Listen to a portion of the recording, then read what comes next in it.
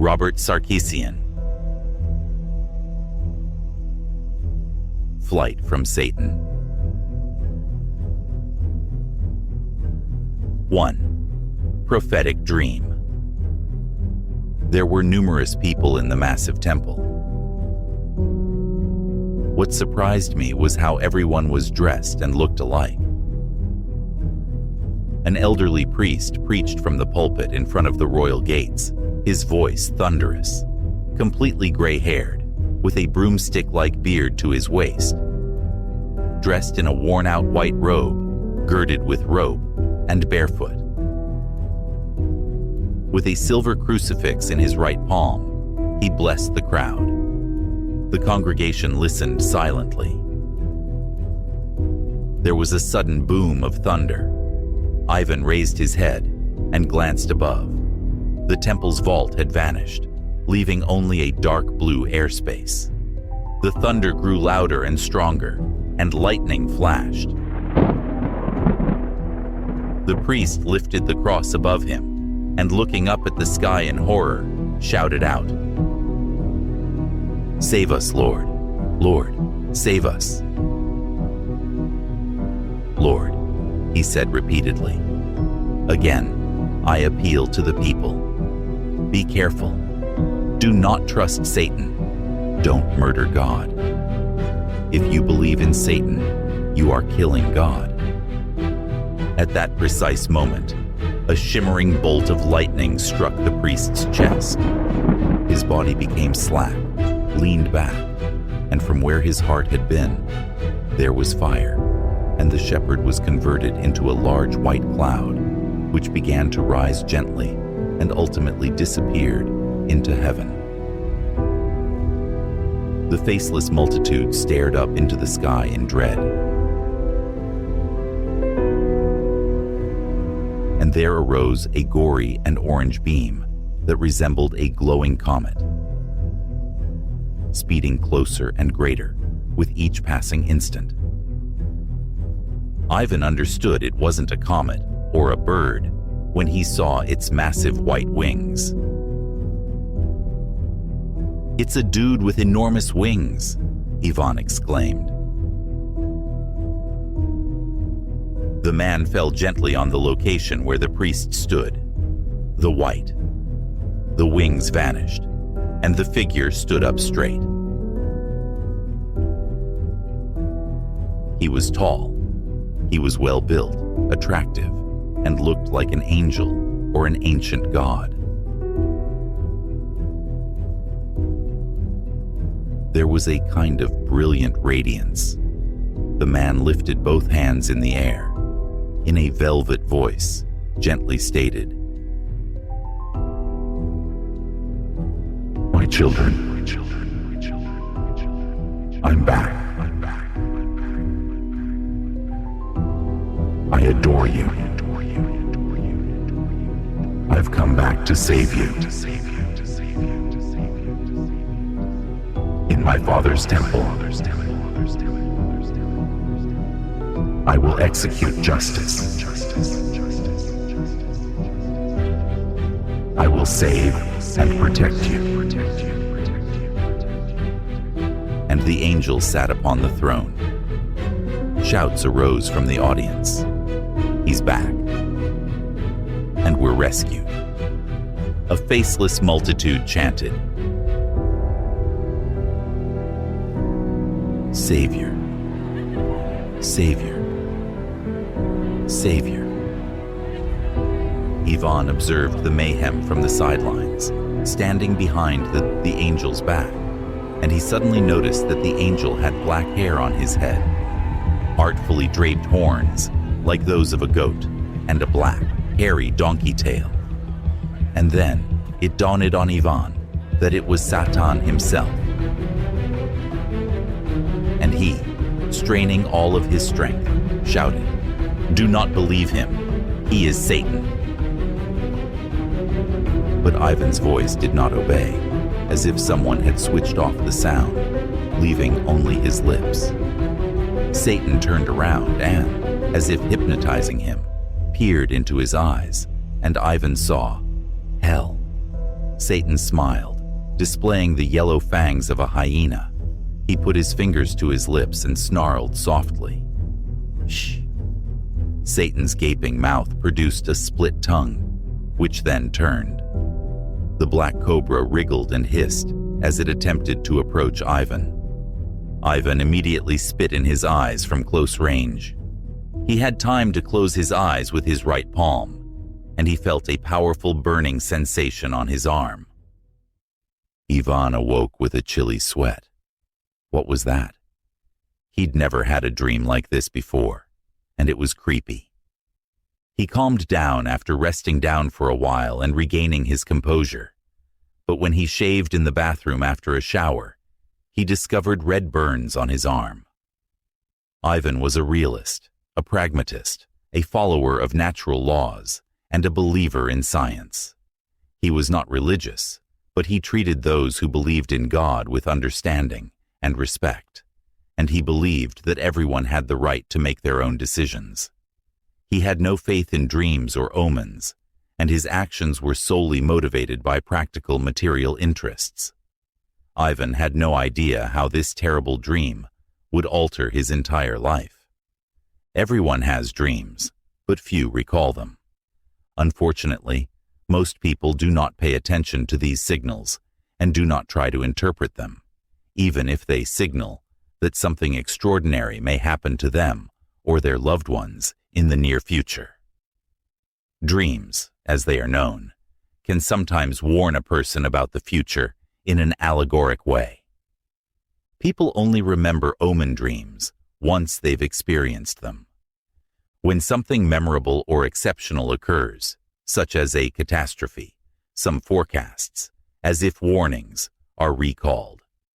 However, it is too late to do anything about it. There are a few people who take dreams seriously and understand them. They have control over their sleep and are shielded by it, which sometimes helps them escape undesirable outcomes. 2. Ivan. Unfortunately, Ivan was not one of those people and did not feel the same way. That after the weird dream, his life would alter significantly, like, they say 180 degrees. His father, a seasoned cab driver, instilled in him a penchant for rapid driving. His father took him to a children's karting club, where he sat behind the wheel of a cart for the first time at the age of 4. At the time, he was only interested in red vehicles, but within a year, he was already competing in children's championships. His pastime did not interfere with his academics. He was capable as a youngster, and his studies came naturally to him. As a child, Ivan was highly successful in boxing and judo. His coach Viktor, my father's old friend, or Uncle Vita, as Ivan called him, was a frequent visitor who gave him his first bicycle and a variety of other toys. One day, Ivan asked, "Father, is Uncle Vita your brother?" "No, he is not my brother. He is a close friend and a decent person." Ivan's love for fast driving won out, and he began seriously practicing karting at the age of 15 and was already competing in official competitions. He won everything he could, and he was among the best in many international competitions. Participating in races of various levels taught him a lot. Above all, he learnt that losing might mean more in life than just that. The most important thing is to maintain awareness and self-control. Concentrations. You must be able to appreciate what you truly adore. In the most recent European Grand Prix, Ivan crashed on a curve into the barrier. Ivan thought it was better to leave after hitting a bumper and injuring his right thigh. Although the accident was not serious, he had to spend a month in the hospital. To be a distinguished winner over a disgraceful loser? However, Ivan's family life did not work out. He had a long sporting career. The life of a race car driver was not suited to starting a family. Who has patiently accompanied him around the world for 5 years. Following the injury, a competitor took over. Ivan was alone, did not need money, and had a good one of his own. He was just 37 years old, a free man, and he had a house. While his father was still living, his lifelong friend Viktor paid him frequent visits. They used to have a few beers and talk about this and that all night. They remembered their comrades in arms and the past. They had served in Afghanistan. After the war, my father quit the army and worked as a cab driver, and Viktor continued to serve. He was competent in practically any combat. Growing up, he was skilled in martial arts weaponry. Ivan's coach in boxing and judo, until the young man eventually relocated to Viktor, who did not have his own children, treated Ivan as if he were his son. Viktor learned from a television news show that constantly. Champion Ivan Belykh is retiring from the sport due to an injury, which is why he named Ivan. Viktor worked at a state-owned company as a team instructor. Viktor's brigade was in charge of protecting the state's top brass and a very powerful political figure. When one of his squad's guards retired, he was looking for a replacement, and he thought Ivan was the ideal person for the job. Viktor called and invited Ivan to his place, and Ivan gladly accepted. Viktor, Ivan's closest friend since his father's death, invited Ivan to his home, where he had settled after serving in the army on his parents' farm in a secluded spot on the outskirts of the forest. Viktor, as he was affectionately known as Uncle Vita as a child, had an interesting proposition for Ivan, and he spared no expense in furnishing the old house with modern amenities. Other facilities near the house included a bathhouse, a well, a barn, and more. Similar to a hangar, where the owner kept automobiles, motorcycles, spare parts, and other household necessities, some of which were superfluous.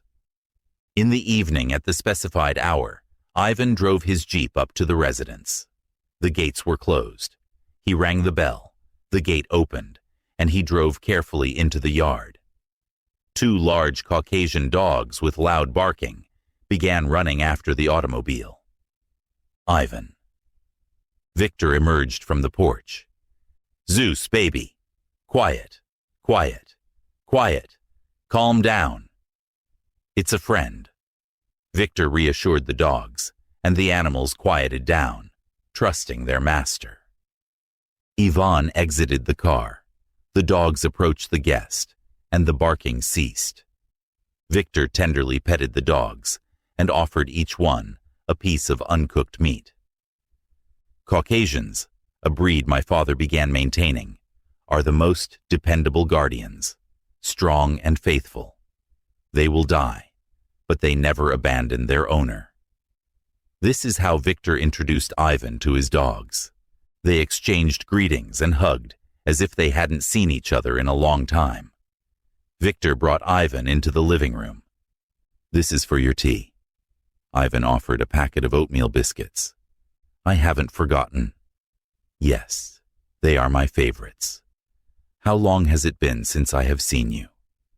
Viktor murmured while cuddling Ivan in a fatherly manner. "Look at you. You're a celebrity now. You're in the papers and on television. I've always followed your career and rooted for you. I was proud of you. You are a car enthusiast's idol. Many car service centers have. Photographs, newspaper, and magazine cuttings. You saw for yourself. You are the pride of our nation. By the way, how's your leg doing following the injury?" Viktor abruptly shifted the subject. "Thank you. He's recovering." "Why are you all talking about me? How are you doing for yourself?" Ivan inquired with interest. "I'm doing well. Still working with the government, protecting vital individuals. In an interview, you stated that you were leaving the sport. Is this true? Have you actually decided to leave? Perhaps you'll return once my leg heals?" "No, Uncle Vita. I've decided to abandon sports." "What are you planning to do?" Viktor asked carefully. There are some. Plans for the future. I am well aware that business is not my strong suit, and I don't have any specific plans yet. I'm looking for something new and exciting. After racing, I don't feel enough adrenaline. I need to think about it, Ivan remarked, smiling. I have a wonderful idea for you. I believe you'll like it. What's the offer? I'm not interested in money. I'm financially stable, and I'll only take a job that interests me. It's a fascinating profession. You'll like it. And, most significantly, it's an important job. They don't take everyone for this position. Out of thousands, perhaps only one will be chosen. And it pays well, even very well. Uncle Vita, why do you think I'm the perfect man for the job? I don't think I know. You're the best driver. I practiced judo with you. When your character was barely forming, if it wasn't for racing, would be a judo champion. You're an easy student, and you have the personality of a winner, to be first and not give up. You can also examine mistakes, other people's and mine, and stop calling me uncle. You're no longer a boy. You and I are pals now. After a few minutes of conversation, the landlord made an unexpected suggestion. Come on, let me show you the estate. Viktor's favorite pastime was mushroom harvesting, which he enjoyed doing at any time. Walking through the woods with the dogs, Viktor noticed a large hangar with electronic gates near the house. They pressed some secret buttons, which opened the gate and allowed them to enter. The first item that caught attention were several cars in fantastic condition. Toyota Land Cruiser, Army Jeep, ATV, different appliances, and a small tractor. After touring the bathhouse, we went to the summer kitchen. This is my pride. This is where I conduct the most of my grilling. We often. We'll have tea here, and perhaps we'll prepare something for dinner over the fire. They strolled into a small gazebo, which had a table in the center and comfortable chairs surrounding it, a samovar on the table, a brazier, and a stove for the grill, marinated meat from the cellar, and a fogged bottle of moonshine. We immediately prepared a basic bachelor's meal, added fresh veggies, and made a symbolic toast to the meeting. We started chatting about Ivan's childhood and his father. Ivan listened in silence and asked, Viktor, what do you know about my mother? Dad didn't tell me anything, and every time I asked, he answered evasively, swiftly shifting the subject. I sensed it upset him. Maybe he didn't want to talk about her. You have no clue what you meant to him, Viktor said. After Sophia died, he grew depressed and stopped talking to everyone. He only cared about you. What was she like? Beautiful, graceful, and intelligent. She was sort of touching. When she met your father, she stopped socializing with her friends and devoted her entire life to him. Your father loved her madly, cared for her, canceled appointments if she wasn't feeling well, spent all of his free time with her, and did everything he could to make her happy. Despite this, she committed suicide. Ivan exclaimed, How? She was pregnant with you, but the doctors warned her that giving birth would result in her death. She didn't tell anyone, as your father discovered later, but she took the risk, gave birth to you, and died in childbirth. How did they meet?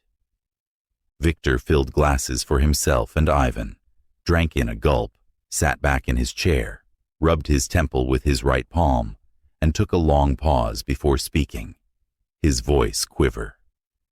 After the army, your father and I were as close as thieves.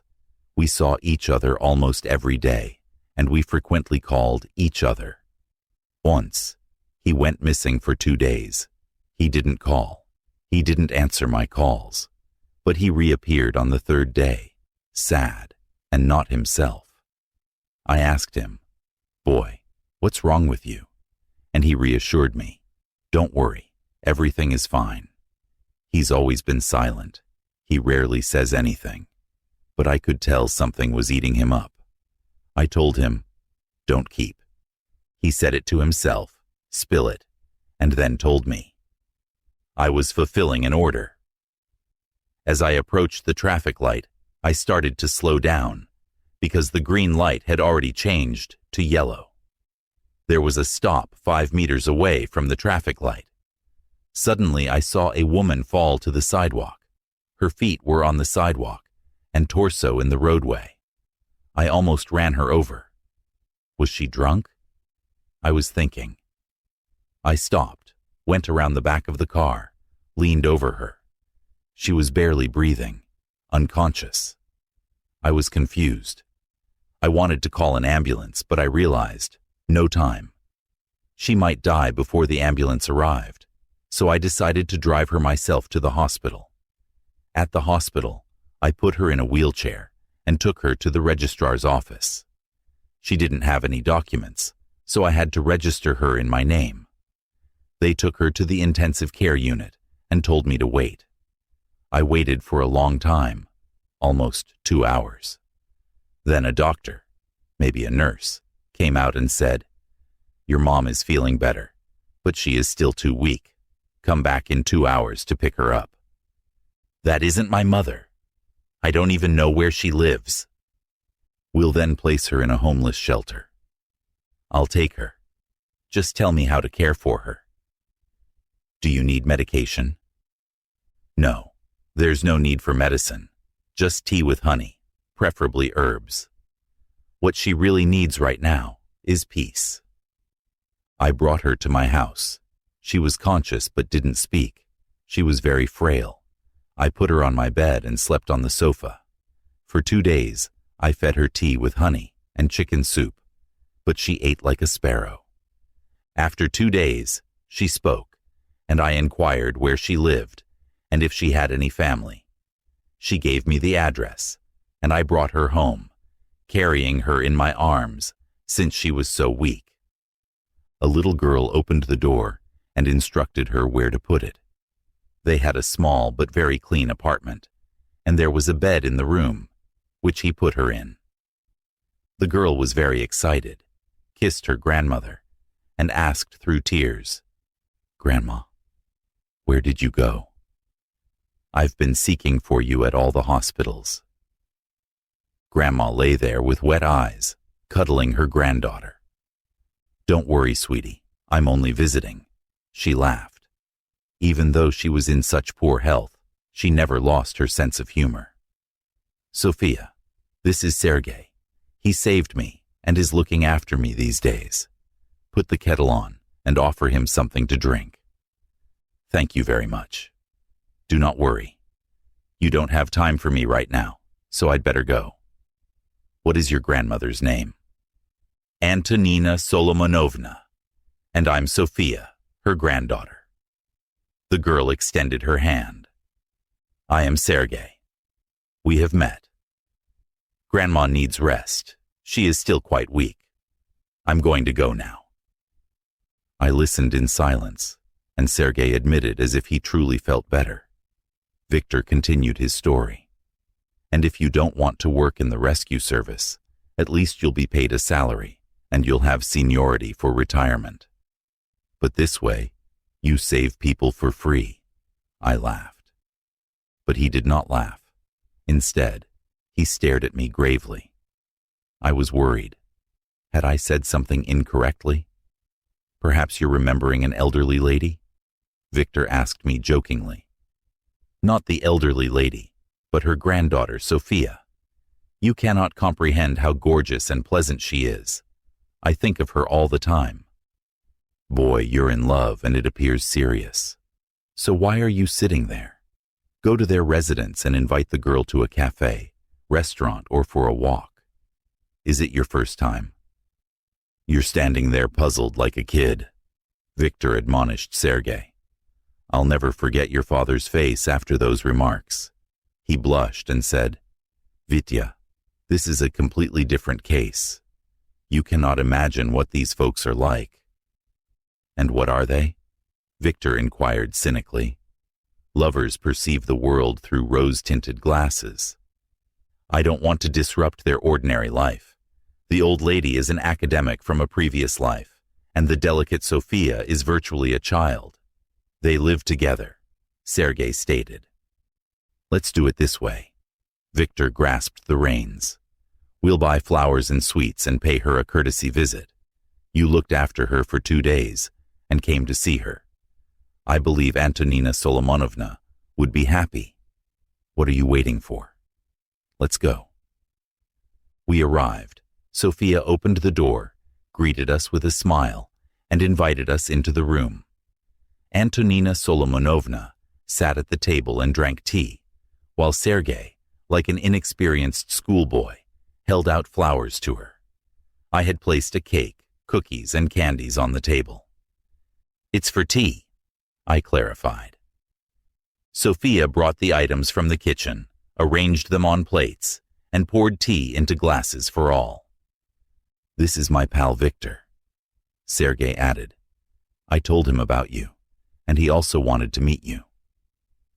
Sophia went into the kitchen, and Viktor, despite Sergei's reproachful looks, took the liberty of addressing the elderly woman. Antonina Solomonovna, my friend, can't find a place for himself. He's head over heels in love with your granddaughter. Sergei is an honest, good guy who intends to marry your granddaughter. I didn't want to have this conversation in front of Sophia. We don't know how Sophia will react. They could go to the theater, the movies, or even for a walk to get to know each other better. What do you think about this? Sergei is an honorable man, and I am grateful to you for everything, she said, turning to Sergei and calling Sophia. Sofochka, please go to the store and buy everything on my list. Okay, grandmother. I will be right back. After her granddaughter left, Antonina Solomonovna gathered her strength and told. My story is long and not very entertaining, and now is probably not the time to discuss it. So I'll keep this brief. I am from Poland. During the war, the Nazis sent my family, along with many other Jews, to Auschwitz. My parents died there, and I survived by miracle. Sophia's parents died in an automobile accident. Sophia's father came from an affluent family. He was spoiled by his parents. He and his friends used to hold nightly vehicle races. According to TV news, both drivers and 2 girls were killed in a head-on collision. Sophia was just 2 years old at the time, and the tournament was named Who's Gonna Swerve First? Antonina paused, dried her eyes, and proceeded. History was repeating itself, and I was left with my little angel. Caring for her provided me with the strength to live. Otherwise, I'd have gone insane. Arthur's parents, also known as Sophia's father, provided financial assistance, but the child refused. They lived in a wealthy society, attending different vernissages and receptions. They did not care about the child. Sophia was reared by me. She's as gorgeous as her mother. You now know everything. I like Sergei. He has a kind heart, as evidenced by the fact that he looked after me and saved me despite the fact that I was a stranger. I've told you my story. Now you understand what Sophia means to me. If something was wrong with her, it would shatter my heart. Sergei, are you ready to take responsibility? She turned to Sergei. Sergei was silent for a time before replying. I need to think. We departed. The next day, he returned to Antonina Solomonovna and reassured her that if Sophia agreed to marry him, he would do everything he could to make her happy. First meet, socialize, and get to know each other, Antonina suggested. It's like your father has wings. He even stopped coming to visit me. We'd barely seen one other twice in 6 months. I understood him. Sophia was gorgeous and very smart. They got married 6 months later, Viktor said. They sat silently for a long time. Ivan only now understood why his father had said nothing. He was depressed since he had only recently learnt about his family, and they had all passed away. How about Antonina? She went after your mother. Her heart couldn't handle it.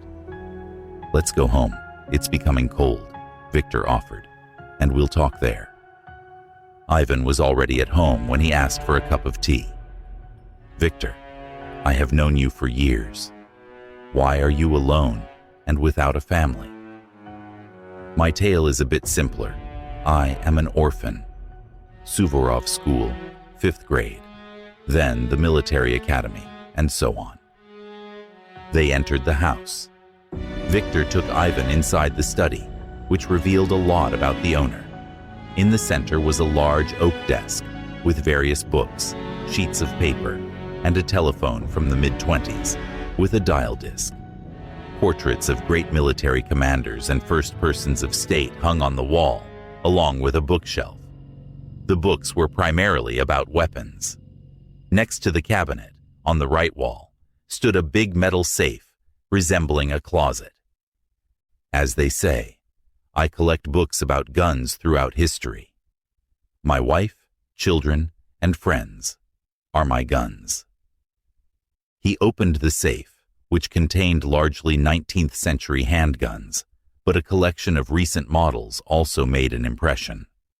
Viktor exhibited some of them in a fascinating way, with the details of a connoisseur explaining the history of their construction and performance. Ivan knew nothing about guns, but he listened attentively. He stared with surprise at the package of World War II grenades. What is that for? He asked. Just in case. You never know what could happen. Viktor muttered in passing, then lifted his index finger and laughed, indicating that it was a joke. They are all unique, but the goal and meaning are the same, to kill, Ivan said. Now sit down, and let's discuss seriously, Viktor remarked, motioning Ivan to a comfy chair. Viktor discussed in depth about the VIP protection service. Ivan welcomed the offer and decided to work, especially since Viktor, his closest confidant after his father, was his mentor and manager. The job was quite intriguing and responsible, and it needed a high degree of physical fitness as well as knowledge of numerous weapon brands. The guards honed their skills through regular training on superb simulators and intensive drills. They prepared numerous scenarios, and if necessary, they would cover the boss. Ivan quickly mastered the necessary skills and became one of the finest. Even at the first meeting, Viktor emphasized to Ivan the delicate nuances of his profession. Keep in mind that the relevant authorities will always have us under watch. The KGB is carefully monitoring us, and we're learning how to avoid it. It had been 5 years since that meeting. Nothing significant had occurred during that time, except that Viktor was honorably retired and now spent the majority of his time on the farm. Ivan did not forget him and paid him visits on occasion, bringing him traditional gifts such as oatmeal cookies for Viktor's tea, selected brandy, and pig's ears, and other canine treats. 3. Make your decision. This workday was no different from other days when he followed his employer to business meetings or unforeseen engagements.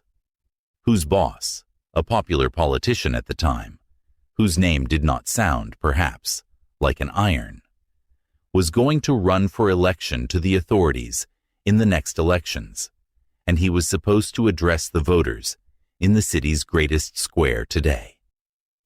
Ivan and his colleagues contributed to the preparations by providing security measures. All approaches to the plaza and potential escape routes were meticulously searched. Snipers were detected on the roofs, and drones were circling in the air. A gigantic tribune was built on the square, and specialists with electronics provided a massive screen to transmit the boss's address. Powerful searchlights illuminated the square. Such activities must begin precisely at the designated hour. The entire program is arranged to the minute. People began to come in advance to take seats closer to the podium. There were a lot of people standing close together. At the designated hour, a procession of several cars arrived at the square. Ivan came to a complete halt in his automobile. The second guard came out of the car and politely opened the back door. A small, unassuming man emerged from the car, dressed in a dark suit, white shirt without a tie, bald, and with a pale, bloodless face, resembling that of a ferret. He approached the podium. In the coming twilight, just the stage was illuminated, with bright spotlights aimed at the politician. He lifted both hands in greeting. The crowd hailed him enthusiastically. With passion, he began his speech. "My beloved relatives, our homeland is at danger. The adversaries seek to ruin and enslave us. They want to take away our freedom and our homeland's wealth, as they have done in the past." The speaker vividly described the events of the recent deadly conflict, including how grandfathers and great-grandfathers fought for their country. He promised to safeguard the country and its people. He chatted for quite a while.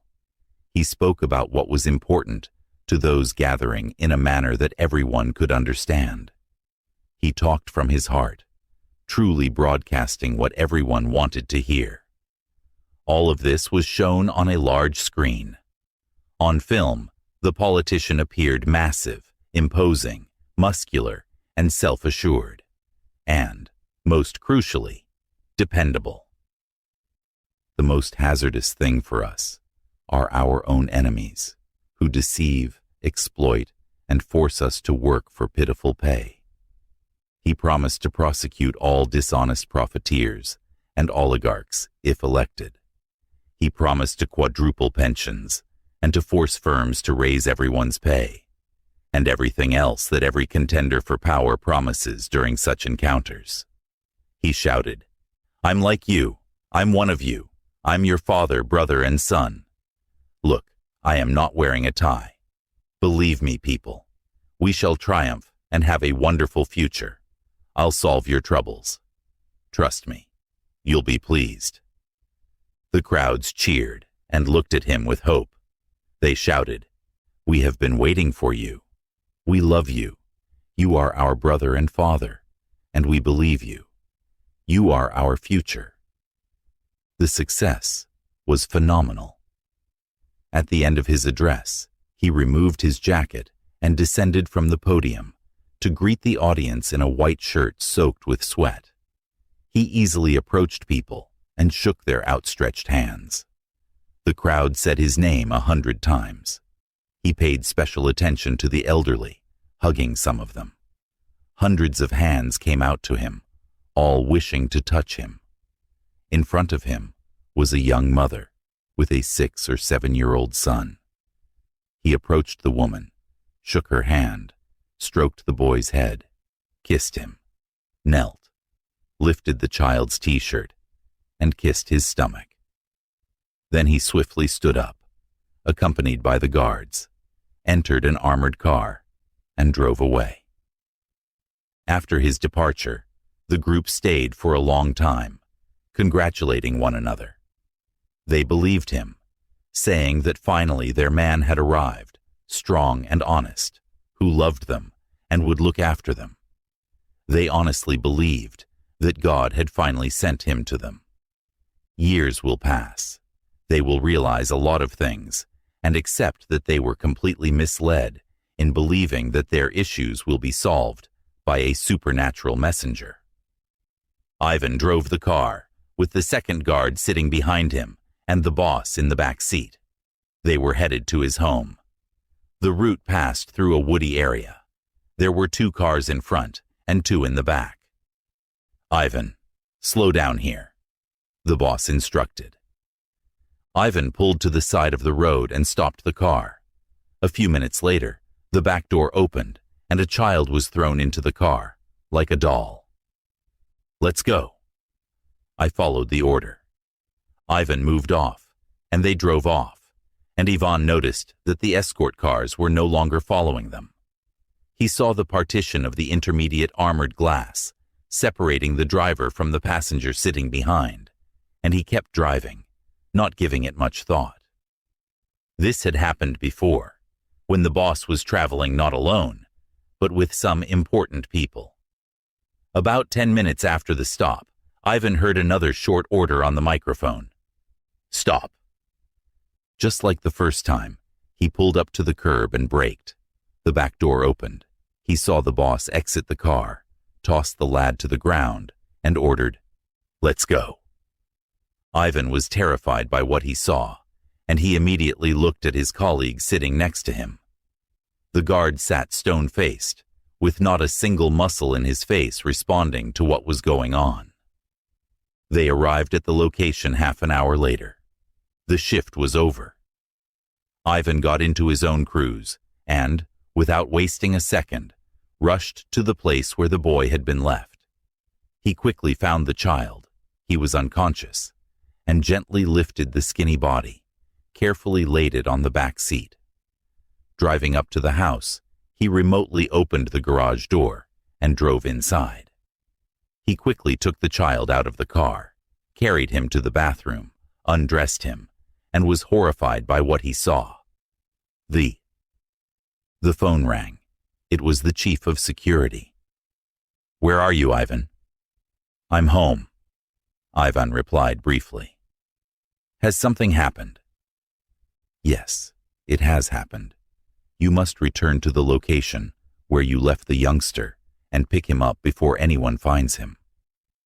"What will happen with the boy?" Ivan asked. "He will most likely be liquidated, as was his mother. But it's none of our concern. Go get the kid," the leader directed in a strong tone. "I got it," Ivan responded clearly. He entered the safe, took all of the money, and did not forget his father's army knife. Firearms were only issued in cases of official necessity. He removed a few bottles of water, some food, a first aid kit, and some documents from the refrigerator.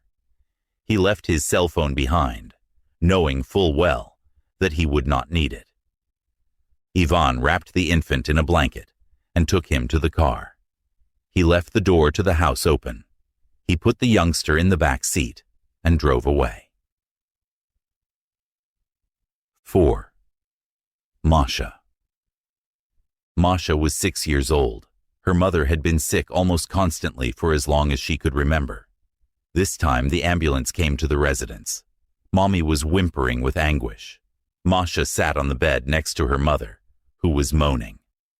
The doctor, a middle-aged lady, removed a syringe from her medical bag and opened the ampule. Masha saw the doctor's actions. Suddenly she spoke. "Give me the syringe. I want to give my mother the shot personally." You know how to accomplish this? And you're not afraid?" the doctor asked, surprised.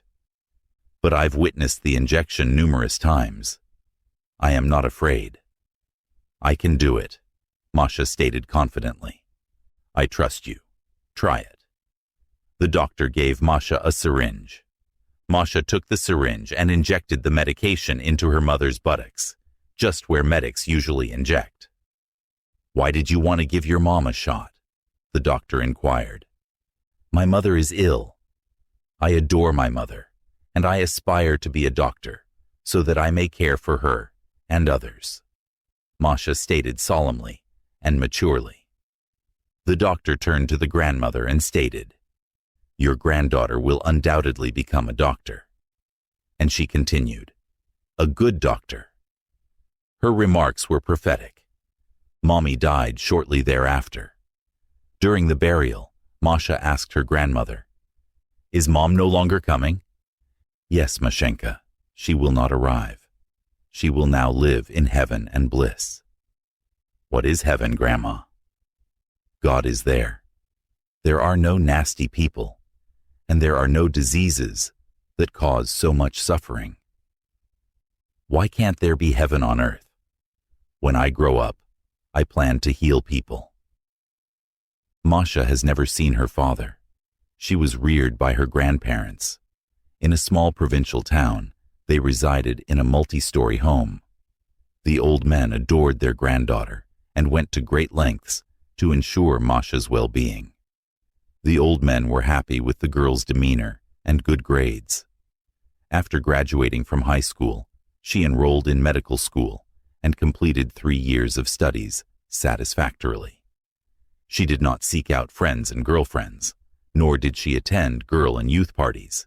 Instead, she devoted all of her time to her studies, and when she had spare time, worked part-time in the laundry for her grandfather and grandmother. She graduated from high school with outstanding grades. She finally attained her aim of earning a medical degree. Now she can work and support her family. Masha had never forgotten her mother's disease, so when she applied for a job at the hospital, she specifically requested to work in the cancer ward. There was no competition, therefore she got the job. Masha was allocated to the extremely ill, or the doomed, who were living out their final days. She went to work with joy. Masha researched each patient's medical history and devised a unique treatment plan for everyone. She accomplished a lot of extra work in addition to her nursing duties. Many bedridden individuals with limited mobility develop painful bed sores. These patients required a massage. The hospital did not provide this treatment for free. It was solely for a fee. A delicate girl could barely roll over heavy patients. When Masha sought her co-workers for aid, she was frequently turned down. When she entered the ward, practically every patient requested a drink. Most of them were thirsty. When she asked the head nurse why the patients were not provided water, the nurse responded in a brief and straightforward manner.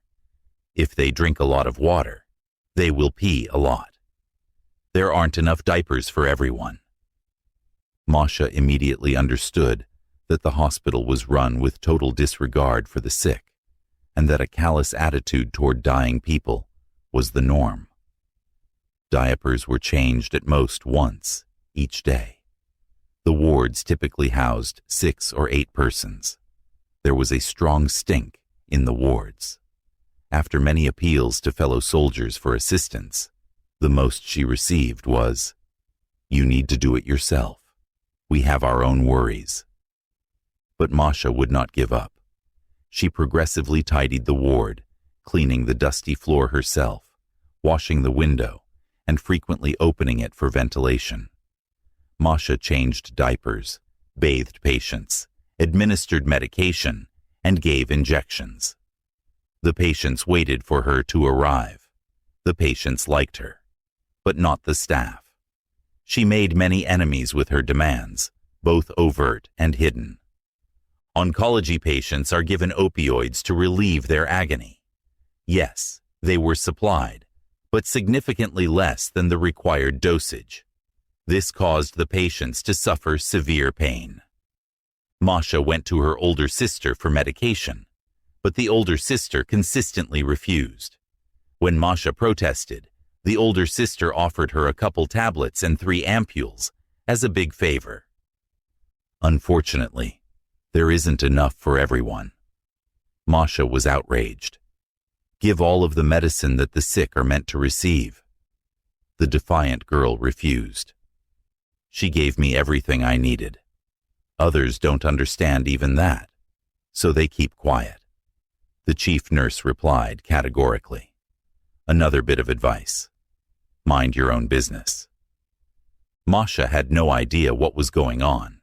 The patients were in excruciating agony, and the management was saving money on medications. She had no idea how to look into the eyes of people who were in misery. She continued her work as a nurse and as a caregiver. If the caregivers hired by relatives took care of 1 old man, she had 8. She did everything without regard for her time and health, thinking only of one thing: how to alleviate people's suffering. But without pain medication, it was impossible. She didn't know what to do, how to persuade the head nurse's conscience, and she wondered if she was truly not given enough medication. One evening after 10 p.m., there was a knock on the ward's door, and she opened it to find a young guy standing in the corridor, clearly in need of assistance. "How did you get in here? It is banned to visit the ill right now. Who do you want to see?" "Call a senior. Can't you see I'm in withdrawal?" the visitor asked cheekily. When the door opened, the head nurse emerged from the treatment room and addressed the individual. Masha covered the door, leaving an opening. "You're an idiot. How many times have I told you to call? Then come back. Have you brought the money? If you don't have any money, you'll just get kicked." "Yes, I did. Take it. And don't complain. Wait outside the door. I will get it." Masha didn't notice what the man presented to the head nurse. She also didn't see what the nurse gave the guy. But it was obvious to her that these were medicines, the same painkillers prescribed for the seriously ill. It was horrible. It was evident to her that the chief nurse was simply peddling medications. Masha made a decision. "I am not going to keep quiet any longer." She requested an appointment with the main physician in the evening, before leaving work. She didn't have to wait long in the waiting room. The receptionist kindly opened the door to the chief's office for her. When she entered, the man in charge was typing on a computer keyboard. He lowered his glasses to the tip of his nose and spoke. "Sit back. I'm about to finish writing. And then we will chat." Masha took a few minutes to observe the man in the white suit, who was the senior doctor. He was a gorgeous, educated, middle-aged man, maybe around 50, who was starting to gray and become bald. He instilled confidence. Masha, a naive, stupid fool, was convinced that the top doctor knew nothing, and that once she learned what was going on in the hospital, all will improve. How mistaken she was. The chief doctor listened to her quietly, shaking his head sometimes. The child went into great detail about the hospital's unclean surroundings, the callousness of the staff, the patient's suffering, and, lastly, the lack of painkillers and drug sales. When Masha was finished. "Have you told anybody about this?" the head doctor inquired anxiously, pulling off his spectacles. "No, I just told you about it. Nobody else." "My darling, you did the right thing by coming to me. It is outrageous that this could happen in our hospital. The sick should not have to suffer. We all took the Hippocratic oath to treat the ill and not to maim them. All those responsible will be severely punished," he stated in an angry tone. "Did you notice how the person offered money and the elder sister handed him the drugs?" he inquired. "No, I didn't see, but I heard everything and quickly understood why there were no painkillers. I hear you and understand. Things will change for us shortly, and those responsible will face punishment. I swear." Masha went with faith and hope that things would improve and that the patients would receive the medications they needed without suffering. Masha arrived at work as usual in the morning and had not yet had time to change when one of the nurses came up and told her that the head nurse was waiting for her. She went to the head nurse's office and was told to wait for the call, which took a long time. Masha's sixth sense detected something wrong, and she became nervous, so she opened the door and entered the office. The older sister spoke rudely. "Who called you, and why are you barging in?" "But I've got ill folks waiting for me," Masha mumbled. "No one is waiting for you anymore. We can manage without you." The older one interrupted her and added, "We have a lot of pills gone, and no one else could have done it but you. Will you return them, or will we call the police?" Masha was taken aback. But you're handing out the medication. How could I steal what I didn't have? That is for you to report to the police. Now you are free to leave. What about the sick? Masha asked. You are fired, idiot. We do not need snitches. Masha could not believe her ears. The chief doctor pledged to discipline those responsible, but she was sacked. How could this be? Masha walked to the head physician's office and asked the receptionist for an appointment, but she said, as if she was cut off, the chief doctor refuses to accept a thief. It was instantly evident that they were all in this together. Masha exited the hospital and walked home. She had time to think, but the more she thought about it, the more certain she was that everyone in the hospital was linked together in a chain of custody, that they were all part of the same gang. And it was led by a respected individual in the role of chief physician. As she neared the house, she noticed several police cars near the door. She recognized right away that they had come for her. She quickly turned the corner and went away from the home, avoiding any attention. She flagged down a taxi and requested for a ride to the train station. She had no idea at the time that she would never return home. Even God probably had no idea how many rounds of modern hell she would have to go through.